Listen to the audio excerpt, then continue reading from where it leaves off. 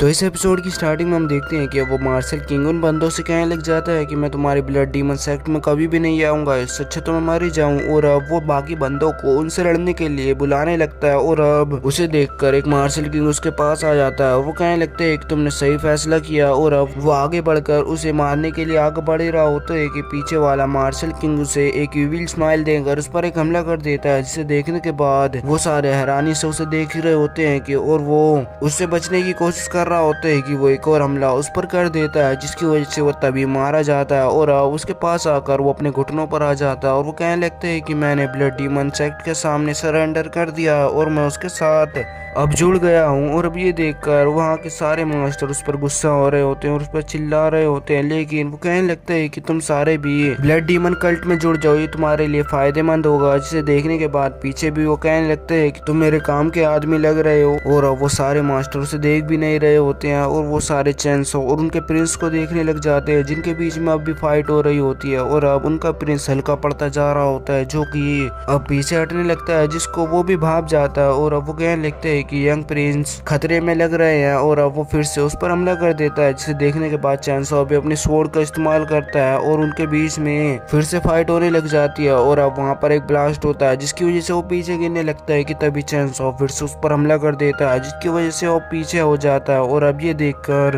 Blood demon sect का master अपने बंदों से कहने लगता है कि तुम्हें अभी इन्हें रोकना होगा, क्योंकि वो चैंसो हमारे प्रिंस को मार सकता है, मैं उसे मारने के लिए जा रहा हूँ, इसलिए तुम्हें यहाँ पर अभी इन्हें संभाल कर रखना होगा। और अब ये देखकर वो उसे मारने लगते हैं और अब ब्लड डीमन कल्ट का मास्टर चैंसो के पास आ जाता है और उसके पास आते ही एक फॉर्मेशन से उस पर हमला कर देता है। और चैंसो ये देखकर अपने ऊपर एक शील्ड लगा लेता है, जिसकी वजह से वो अब बच जाता है। और अब ये देखकर वह हैरानी से उसकी तारीफें करते हुए कहने लगते हैं कि तुम्हारे अंदर बहुत ज्यादा टैलेंट है और मैं इसे जाया नहीं जाने दूंगा, इसलिए तुम मेरे ब्लड डीमन कल्ट में आ जाओ, वरना तुम मारे जाओगे और तुम्हारा टैलेंट भी तुम्हारे साथ चला जाएगा। और तुमने वैसे किंग वू लेवल का नाम तो सुना ही होगा, जो कि बहुत मुश्किल होती है। और अब ये देखकर चैंसो भी कहने लग जाता है कि हाँ मुझे उसके बारे में पता है, उस पर पहुंचना बहुत मुश्किल होता है। जिसे देखने के बाद वो कहने लगता है कि मैं तुम्हें उस पर पहुंचवा दूंगा, लेकिन उससे पहले तुम्हें मेरी ब्लड डीमन कल्ट के सामने जोड़ना होगा। और अब ये देखकर चैंसो कहने लगता है कि तुमने एक अच्छा ऑफर दिया है जिसके बारे में मैं सोच सकता हूँ। और अब वो कहने लगते है कि मैं तुम्हारी ब्लड डीमन कल्ट में जब भी शामिल होऊंगा जब तक उसका मास्टर मेरे सामने अपने घुटनों पर ना आ जाए और मुझे अपना यंग मास्टर ना मान ले। और अब उसे देखकर वो गुस्सा होने लग जाता है और वो कहने लगता है कि तुम मरना चाहते हो, और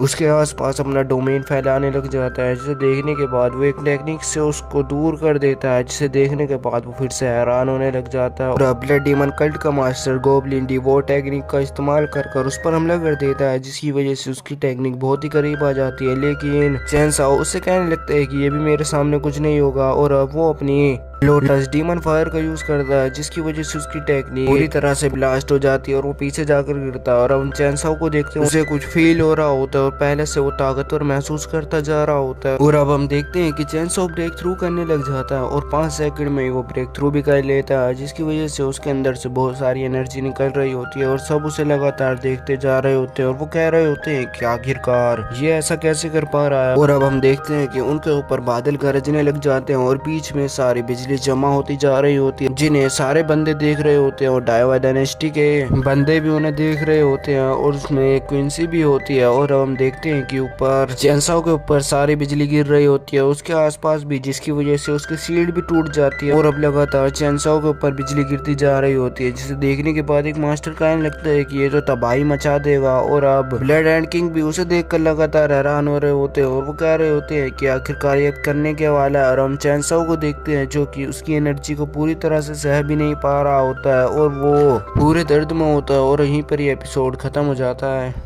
और वैसे मैंने अपने सेकंड चैनल का लिंक अपने डिस्क्रिप्शन में डाल दिया है, उसमें मैं ऐसी एक और सीरीज को एक्सप्लेन करने वाला हूँ, इसलिए आप उसे भी सब्सक्राइब कर सकते हो।